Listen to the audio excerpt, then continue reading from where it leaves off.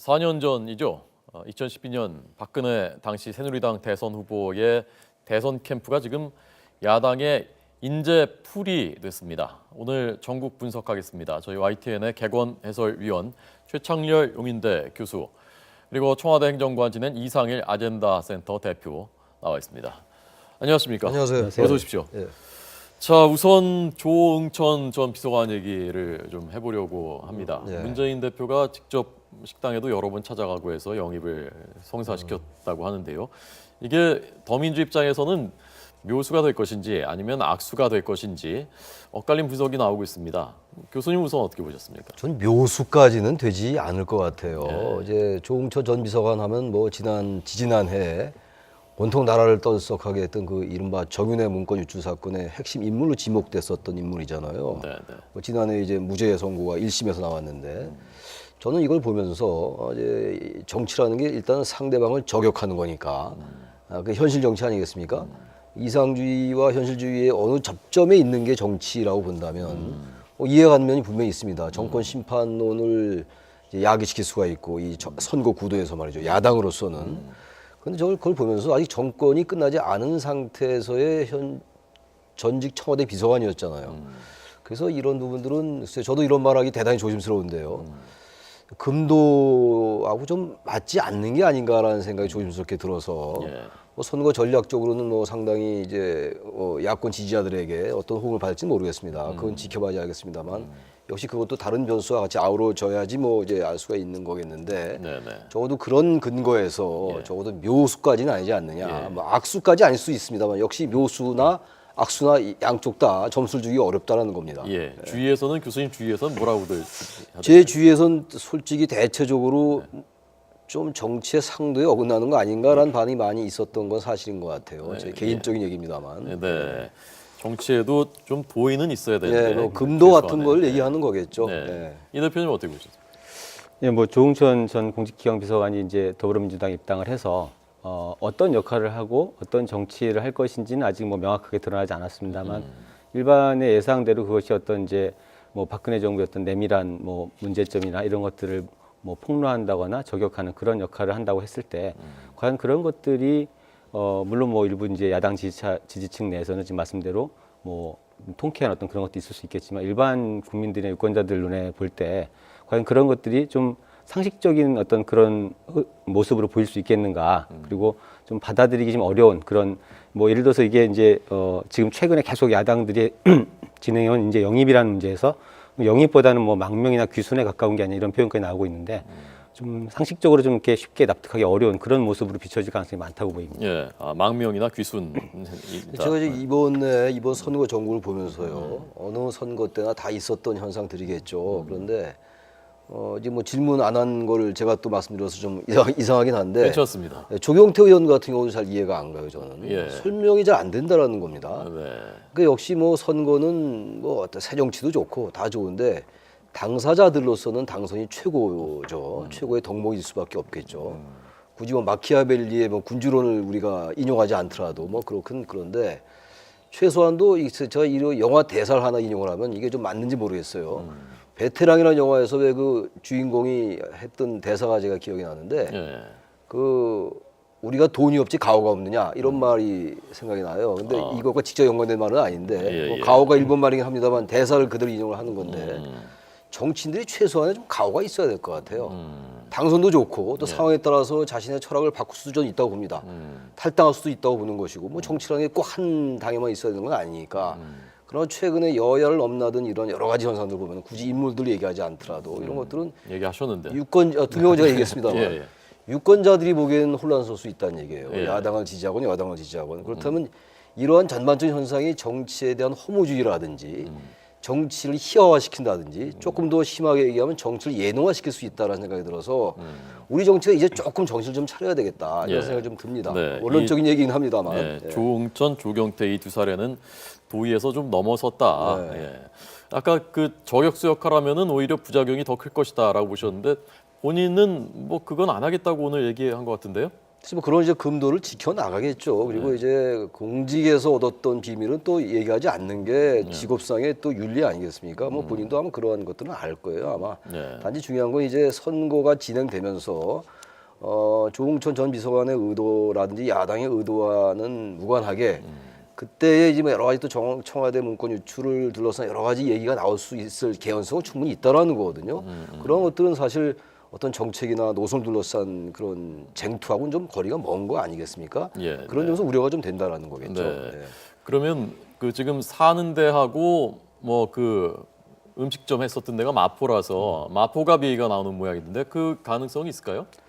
글쎄 가능성이 있으니까 이제 이야기가 나오겠죠. 근데 뭐 지역에 어디에 출마하느냐보다는 아무래도 결국 조응천 전 비서관의 경우에는 그 야당으로 이제 결국 이렇게 당을 옮겨서 뭐 당을 옮긴 게 아니라 사실은 이제 당 입당을 한 거죠. 그래서 이제 어떤 역할을 할 것인가에 대한 부분이 더 주목을 받을 것이지. 어떤 역할을 할까요? 근데 결국 본인 지금 이제 그런 어떤 저격 역할은 하지 않겠다라고 말을 했지만 그렇다 하더라도 그러면 문재인 대표가 과연 이제 그 영입을 했다고 하는데 영입을 한 이유가 예. 그럼 조응천 전 비서관이 예를 들어서 어떤 이제 박근혜 정부의 국정 운영 방식이라든가 어떤 뭐 가치라든가 정책 노선에 대해서 어떤 이 공적인 영역에서 그런 반대 의견을 표명하고 그렇게 가면 안 된다는 어떤 그런 정치적인 소신을 밝혀왔다면은 그것이 이제 어떤 역할로 이어질 수가 있겠지만 사실은 지금 이 문건 논란과 그로 인한 이제 사퇴 또 재판 이 이슈 외에는 그렇게 보면 이제 박근혜 정부로부터 개인 입장에서는 억울하게 이제 피해를 봤다 이런 어떤 개인적인 문제만 있거든요. 이 상황에서 이제 그렇게 당 대표까지 있는 문재인 대표가 그 아주 뭐 성의를 들여서 영입했다라고 했을 때 그 역할이 과연 어떤 정치적인 역할, 그러니까 어느 지역구에 나가서 뭐 명망 있는 여당 후보와 뭐 대결하는 그런 롤을 바라고 영입을 했겠느냐? 그렇지 않다 그러면 결국은 다시 말씀하신 대로 결국은 어떤 그런 뭐 폭로나 네거티브와 관련된 어떤 그런 분야에서 역할을 하게 될 수밖에 없을 것이고 그런 부분들이 이제 더 주목을 받지 지역 문제는 별로 이렇게 크게 주목받을 것은 물론 이제 그게 그렇게 출마를 해서 그 부분의 어떤 뭐 판세나 흐름들이 어떻게 될 것인가 굉장히 관심을 받겠습니다만 네, 네. 예, 마포갑은 지금 안대희 대법관이 그렇죠. 나간다고 한 데고 야당의 노웅래 의원이 현역 의원이 있기 때문에 있는 곳이고요. 마포갑은 아마 쉽지 않을 겁니다. 아마 여러 가지 그 이제 여야 간의 선거 구도로 볼 때 뭐 다른 지역을 가거나 아니면 또 비례대표 같은 것도 생각할 수 있겠죠. 근데 아마 비례대표 쪽보다는 지역구 출마 쪽으로 기울 가능성이 높아 보이긴 합니다. 예. 그래서 본인이 워낙 과거부터 그렇게 정치하고 싶어 하더니 그래서 그때부터 불순했던 건 아니냐 의도가라는 게 여권에서 좀 나온 여권에 비판이란 말입니다. 그렇습니다. 예. 자, 이 대선 캠프 때도 아까 말씀하신 그 네거티브 대응팀을 했었거든요. 박근혜 대선 그랬었죠. 캠프에서요. 그때 대선 캠프에 있었던 그 인물들이 지금 야당의 인재 그 영입 풀이 돼서 야당으로 속속 가고 있습니다. 그때 국민행복추진위원장이었고요, 김종인. 그 전에는 비상대책위원회 했었다가 총선 때는 대선 때는 국민행복추진위원장, 이상돈 정치쇄신 특위위원이었고요. 조응천 네거티브 대응팀. 이거 어떻게 해석하십니까? 글쎄 여야가 경계가 완전히 허물어진 거죠. 그리고 이상돈 방금 나왔던 이상돈 교수라든지 김종인 위원장은 뭐 지난 대선 때 상당히 기여를 했던 인물이잖아요. 핵심이죠. 사실. 핵심 중에 핵심이었죠. 네. 특히 뭐 김종인 위원장은 다들 아시겠습니다만 뭐 경제 민주화를 어쨌든 상징적으로 여권의 어떤 아젠다를 선점할 수 있게 했던 인물인데 선거라는 게 잠깐도 말씀드렸다시피 얼마든지 인물이 다른 당에 가서 자신의 철학을 개진할 수 있다고 저는 봅니다. 당장 그 대신 중요한 게 왜 이렇게 바꿨나에 대한 분명한 설명이 좀 있어야 된다라는 거예요. 네, 어떤 네. 그 진부하게 판에 박힌 듯하게 뭐 현재 정권이 이렇게 잘못됐다 이런 거 말고 자신의 철학이 이러이러해서 지난번엔 이 A 캠프에 이제 기여를 했는데 시대가 바뀌고 이러이러하면서 어떻게 상황이 바뀌었다. 나는 이러이러한 명분을 가지고 이 캠프에 가서 이제 돕는다 뭐 이런 것들을 국민들에게 보다 분명하게 설명하고 설득시키는 절차가 필요한 것 같은데 예. 그 절차가 너무 가볍게 생략되는 그런 측면이 있다라는 것을 지적하고 싶습니다. 예. 네. 어쨌건요. 조금 다른 시각에서 보면 야당은 뭐 찬반 논란이 있지만 계속 뭔가 뉴스를 만들어내고 있지 않습니까? 역동성이 있는데 지금 새누리당은 이런 것에서 그 소외되고 좀 잠잠한 그래서 내부에서 뭐 인재 영입해야 되는 거 아니냐라는 얘기도 나오는데 그런 측면에서 어떻게 생각하십니까, 이 대표님? 지금 새누리당은 사실 지금 야당들이 이렇게 활발하게 어떤 새로운 뭐 변화라든가 뭐 새 확장에 나서는 상황에서도 계속해서 이제 이 계파 갈등 국면에서 지금 벗어나지 못하는 물론 이제 공천관리위원장 인선을 둘러싸고 이렇게 뭐 힘겨루기가 일단락이 됐지만 그래도 또 이후에 공천관리위원회가 어떤 역할을 할 것인지, 얼마만큼의 권한을 가질 것인지, 뭐 이런 것들을 가지고 계속해서 지금 신경전이 벌어지고 있는데, 그만큼 사실 새누리당은 지금 또 뭐 야당이 야권 내부에서의 주도권 싸움에 지금 일단 주력하는 것처럼 여당은 오히려 반대로 그 야당과의 어떤 전선을 어떻게 하면서 다음 총선을 치를 것인가, 이번 총선을 치를 것인가에 대한 고민보다는 지금 내부에서 누구에게 좀 더 유리한 어떤 판을 만들 것인가, 이런 데 좀 더 집중하면서 서로 이 정치 자체가 좀 국민들의 관심사보다는 당내 뭐 야권 내부의 어떤 문제로 자꾸 천착되어 가는 게 아닌가, 이렇게 보여집니다. 여권 내부. 야권 내부와 여당 내부. 예, 예. 그 TK 목자의 결투라고 하지 않습니까? 네. 최경환, 돌아온 최경환, 그리고 유승민. 헌법을 공부를 많이 하는 모양입니다. 대한민국 헌법을요. 계속 헌법을 얘기하고 있는데 누가 승자가 될까요? 유승민 원내대표가 원내대표 그만둘 때 헌법 1조 1항을 얘기했죠. 그때 네, 네. 대한민국 민주공화국이다. 1조 1항이고 이번에 얘기한 건 1조 2항이에요. 예. 대한민국의 권력은 국민으로부터 나온다는 건데 예. 뭐니 해도 대한민국의 헌법 1조 1항과 1조 2항이 가장 중요하죠. 민주주의가 뭐다라는 것과 그리고 우리나라가 채택하고 있는 게 공화정이잖아요. 그러니까 민주주의와 공화정이 합친 게 대한민국의 정체인데 어떤 정치 정자죠 말하자면. 근데 그것을 얘기하는 건데 아마 유승민 원내대표의 1조 2항을 이번에 또 예를 든 거는 이제 최경환 의원의 이른바 그 진방 마케팅과는 아주 대비되는 그러한 자신의 어떤 그 외로운 입장이라든지 자신이 지향하는 철학 이런 것들을 명백하게 대비시키기 위한 그런 그 언급이다 이렇게 보여집니다. 네. 어떻습니까? 이 대표님은 상대적으로 여권 쪽 사정이 밝고 오랫동안 분석을 많이 해온 분인데 지금 대구에서 벌어지고 있는 이 진박하고 뭔가요? 진박의 반대말은 글쎄요 모르겠습니다. 진방의 반대. 친유라고 할까요? 예. 이 대결이 어떻게 될 것 같습니까? 지금 대구 시민들이 참 뭐 이 곤혹스럽다면 곤혹스러운 입장에 처할 것 같은데요. 물론 이제 대구라는 지역의 어떤 정서가 일반적으로 지금 뭐 각종 여론조사 발표를 보더라도 뭐 박근혜 대통령 국정운영 지도가 40% 내외로 나올 때 대구 같은 경우는 뭐 60% 넘는 어떤 강한 지지를 계속 보이고 있는 게 사실인데 그렇다 그러면 결국 대구 유권자들 입장에서는 뭐 공식적으로 이렇게 연결되어 있지는 않더라도 결국 뭐 대통령을 좀 도울 수 있는 후보 이런 사람들이 국회에 가야 되는 게 아니냐라는 그런 논리적인 어떤 정서적인 문제와 그렇지만 결국 지역구의 어떤 국회의원을 뽑는 문제를 유권자들의 어떤 그 판단과 이런 것들보다는 정치적인 어떤 논리에 의해서 자꾸 편을 가르고 어떤 특정한 어떤 그룹들이 이렇게 형성돼서 어느 쪽으로 가야 되냐 이런 선택을 강요받는 상황들이 굉장히 불쾌할 수도 있을 것 같거든요. 근데 이런 어떤 그 정서적인 부분들이 충돌하면서 사실 굉장히 지금 뭐 여권 내부에서는 가장 그 관심을 갖고 있는 지역인데 결과적으로 이제 이 부분들이 그 총선을 통해서 어떻게 민심이 표출되느냐가 사실은 여당 내에서도 굉장히 이제 앞으로 향후에 굉장히 큰 파장을 불러일으키게 되죠. 예를 들어서 유승민 의원이 다시 재선이 돼서 국회에 들어올 수 있는 것인지 아니면 정말 뭐 이 진방 마케팅이 위력을 발휘하면서 뭐 유승민 의원과 어떤 그 현역 의원들이 물갈이가 되는 것처럼 이렇게 뭐 낙선한다 이런 상황 자체가 향후 여당 내 어떤 그 권력 구도나 이런 게 굉장히 큰 영향을 미치기 때문에 실제 좀 분위기가 어떻답니까? 지금 대구 쪽에. 뭐 아직까지는 뭐 이렇게 저희가 이제 언론을 통해서 확인할 수 있는 여론이나 이런 부분에서는 크게 어떤 이제 여론 자체는 뭐 이렇게 진방 마케팅이 크게 먹혀들지는 않는 분위기로 나오는 것이 아직 일반적인 현상 같습니다. 예. 예. 걱정스러운 게요. 여당의 입장에서 걱정스러운 거는 지나치게 진방 마케팅을 하게 된다면 글쎄 진방 마케팅이란 그 표현이 적절한지 모르겠습니다만 언론이 그렇게 얘기를 하니까 그대로 인용한다면 만에 하나 대구 경북 지역에서 진박이라고 이제 불리는 사람들이 성적이 좋지 않을 때 그 정치적 부담이 그 떨어진 당사자들에게는 물론이겠지만 대통령한테 갈 수가 있다는 얘기거든요. 그래서 이 진방 마케팅은 정치적으로 상당히 뭐 이제 그 리스크를 무릅쓰고 하는 거긴 하겠습니다만 어떤 뭐 이것이 당위적으로 옳다 그르다 차원 이전에 예. 여권에도 대통령에도 상당한 부담이 될 수 있다라는 생각이 들고 아까 진박의 반대말 제가 생각해봤는데 위박이겠죠. 위박. 진위를 구분한다 할 때니까 예. 뭐 그런 말은 쓰지 않습니다만 그래서 네, 네. 가짜 박들. 예, 글쎄요. 그래서 어쨌든 이 진박 마케팅이라고 불리는 이런 행태들은 이 지금 선거 초반이잖아요.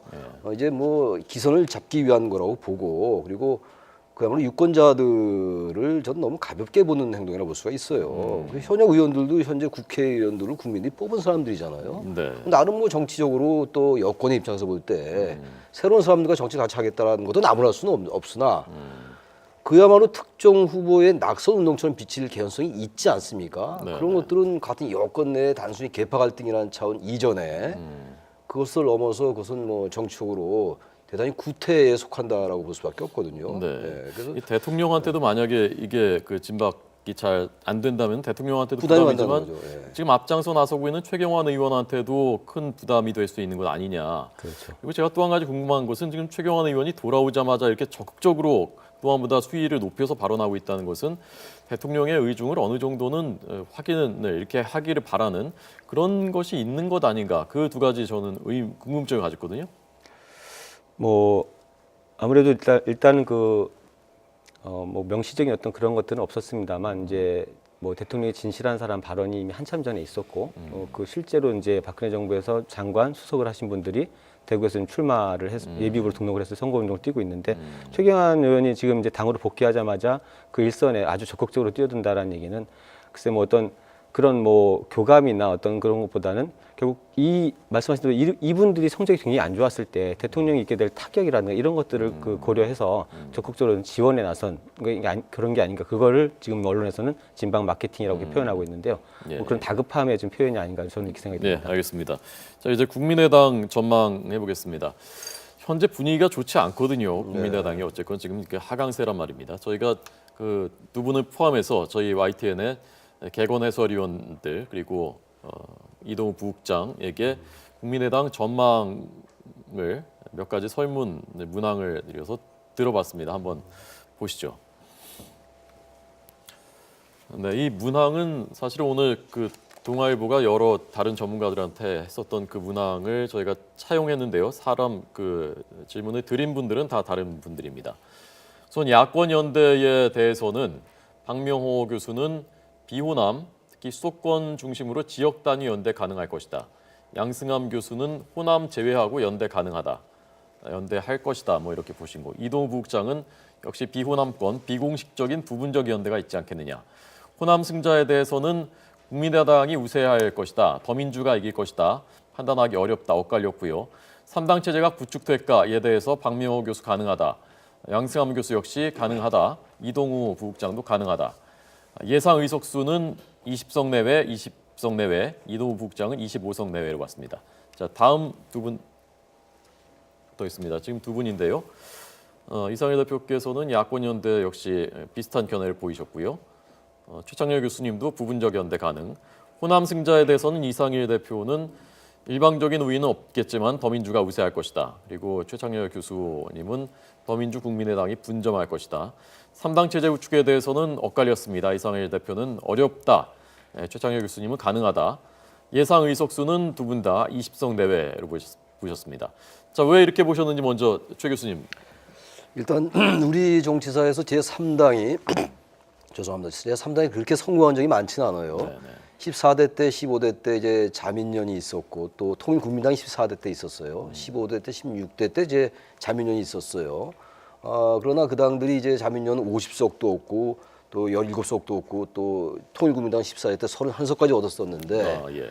그런데 결국은 이제 대권 주자가 소멸되면서 같이 소멸됐거든요. 그래서 제3당의 성공 가능성은 낮게 보는 게 일반적입니다. 저도 그런 관점에서 볼 땐 제3당 체제가 쉽지 않다고 봤으나 내년 대선 전까지는 최소한도 현재 국민들이 새로운 정치에 대한 기대가 분명히 있거든요. 네. 그래서 원내교섭단체가 20석이 될지 안 될지 모르겠으나 최소한도 총선 직후에는 지금 새누리당과 더불어민주당의 양당 체제로 된 이 정치 체제가 정당 체제가 최소한 제3당의 존재로 인한 3당 체제는 가능하다 이렇게 생각이 된다는 겁니다. 네.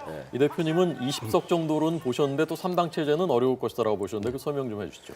저는 물론 이제 국민의당이 창당을 해서 이미 3당 구도로 들어가 있습니다만 이제 3당 체제라는 것은 당이 3개냐 아니냐가 문제가 아니라 3개 정당 그러니까 양당이 아니라 3당 이상이 어떤 정치적인 그 흐름 속에서 역할들이 비중 있게 역할들을 할 수 있느냐 없느냐가 더 중요한 문제라고 보는데요.